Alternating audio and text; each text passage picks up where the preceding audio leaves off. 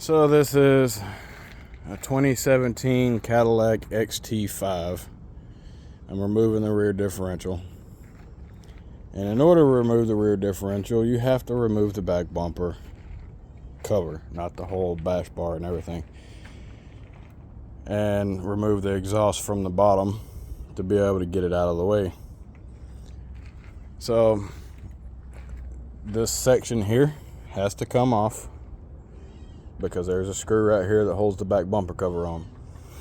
These are very easy to break, so be very careful when taking them off. You want to open the door, grab the panel right here on the back side and push it towards the front, and grab here, push it up, here, push it up, here, push it up, here, and push it up all the way back through here. But when you get into this section where that fender skirt is tucked behind this panel, you want to put your hand here to coax it out and then push up from the bottom. Then the back has like 3 clips. No, 2 clips. They just push straight in. So once you get it all the way off through here, you just pull those 2 out, and then you have access to the 7mm. There is a 7mm here, a T15 Torx here, T15 Torx here, 7mm here, and this side has to be done the same way. The ones that are missing right there are inside the vehicle. They popped out with the fender skirt. Also, underneath, you have 2 screws here that mount to the bumper cover itself on the sides. So you have to take those out before you go to try pulling this off. After you get this screw right here out and the screws around the back side and the other side of this bumper cover, you want to pull out this section right here and then start working the whole entire panel up to be able to unclip it from these clips here. And then back here on the back side, it clips in here. Those are fairly easy. It fell out on this side since I was starting the other side. This section here clips in on all of these. It clips in on that light right there. This one's obviously broken. And then you have the same clips along this section here. So this differential is getting changed, so I have to make room for everything to come out. I got the sway bar out. The sway bar is still attached here. The sway bar mounts are attached here, although that one's slightly moved. That sway bar link is completely removed. So with the differential in place, you can take both of the sway bar links loose from here.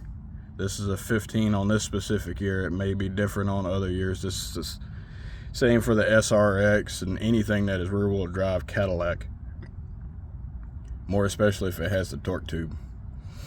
Older generations of the Cadillacs had only 1 bolt in the rear differential holding it in the center, and it was like a 24mm, but the front side of it is very similar. Anyhow, this one 15mm, those are 15mm, 18mm, sorry, on the back side of the differential, and there are 2. I'll show you the differential that I'm putting in here in just a few minutes. You do have plugs that go on the differential, so you want to remove those as well before you go to stretching this by dropping it down. Underneath where the torque tube is, you can see it there hanging dangling down. Up in the front right in that section is a 21mm. Let me go look. I don't want to give you wrong information. It is definitely a 21mm, so I had to use a 1/2-inch impact. It was very tight, and it's kind of tucked into a hole a little bit, so I used the 1/2-inch to 3/8 adapter and my 3/8 21mm swivel socket, although I do have some in the trailer. So once you get the torque tube loose and you get this sway bar link or sway bar out, you want to fish it around. It's a pain in the neck. I didn't take the exhaust off first, and I should have. It would have just dropped right out of there probably. Either that, or you can remove the lower lateral arm.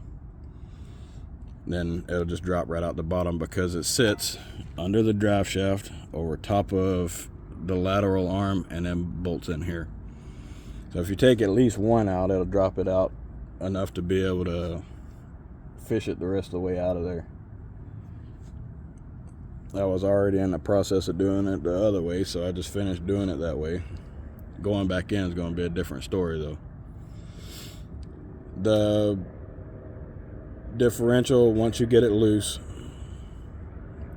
with the exhaust out of the way of course, you have to remove the CV axles out of the side of it. You could remove the CV axles first by taking this nut off, knocking it all back in, but I think you're going to end up running into room issues, because you don't want to take all of this apart. That's the main objective. That's to leave all of this completely stationary. That way you don't have to go for an alignment. Now I notice here, this is the same lateral arm that the Camaro uses. So leave all of this intact, and hopefully you have either a pry bar or those, I forget what the heck they're called. They're CV axle poppers.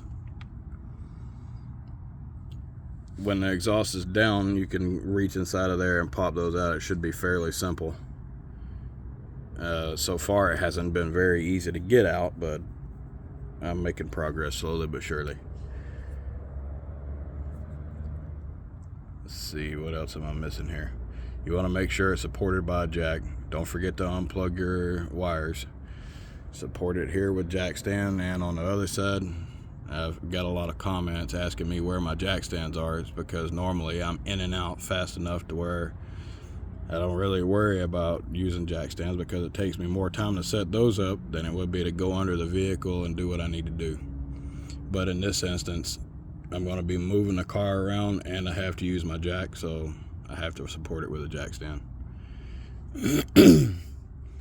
The bolts that are on the front side of the differential are these guys. They're 13 millimeter. I'm pretty sure this is metric, so it's probably M10 1.5, M10 125. May even be metric, I have no idea. But here's one of the plugs that you have to remove. Here's another that you have to remove. There's a computer that sits on the back of it. That one is a junkyard part, so I'm not putting it on. The computer mounts here. That is in the upward section.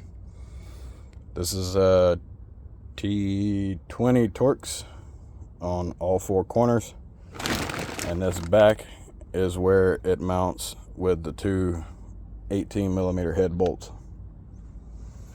These are extremely tight, so I'm dropping the whole entire thing down to be able to get an impact and an extension in there. I would never be able to get to the top ones anyways. It does have a dowel pin for realignment when you go to put it back together. And good luck finding the seals for these. If you have to find a seal for it, go ahead and order it a month in advance. That way you can order it online and get that seal, your CV axle seals,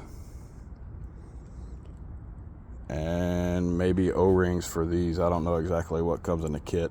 This particular differential is going to be pulled out and cleaned up with brake parts cleaner and potentially painted black or something. I don't really know what color yet, but I don't like this corrosion on aluminum, so I'll do my best to clean it up. If I can't clean it up by hand and still be done by the end of the day, then it's going to get painted black with the stickers covered, of course. So far, from the start of when I started this yesterday until now, yesterday I had about an hour in it before the rain came. I live in Southwest Florida, so it rains almost all the time. But yesterday I got the two back bolts loose on the differential and started taking this panel here off. And then today I've gotten the differential completely loose, the sway bar out, the back bumper cover off. This is where all of your stuff for the rear bumper cover plugs in, so be careful not to break it.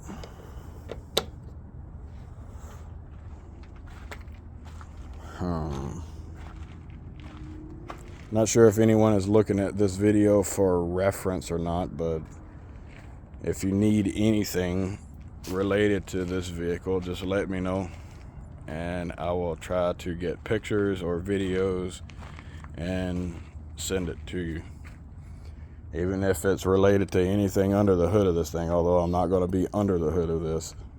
I know a lot of times I've searched to be able to try to find things and can never find anything, but I'll tag everything in this video, and year, make, model, submodel, all-wheel drive, 3.6, that good stuff. And hopefully this video helps anybody that is doing this job, because this video is not on YouTube either. You can see the torque tube hanging down, and you can see where it mounts right there. The exhaust, it's going to be easier after I get the exhaust out to be able to do the things that I've already done. So going back in should be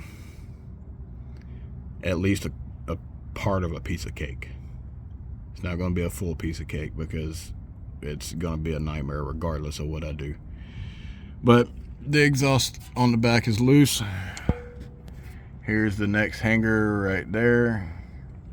And I think there's another one a little further up from that. So we'll get all of that loose all the way up to the flex pipe.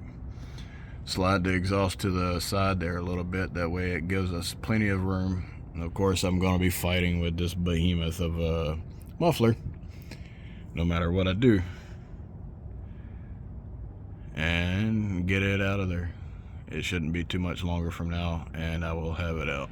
And it also looks like I might have to change a couple parts around from the other differential to this, simply because that solenoid there on the side is facing the opposite direction. So it may be different ohms, different clock, whatever. But in order to keep all of this exactly the same as this vehicle, I will be replacing those parts in the other differential with these. Thanks for watching.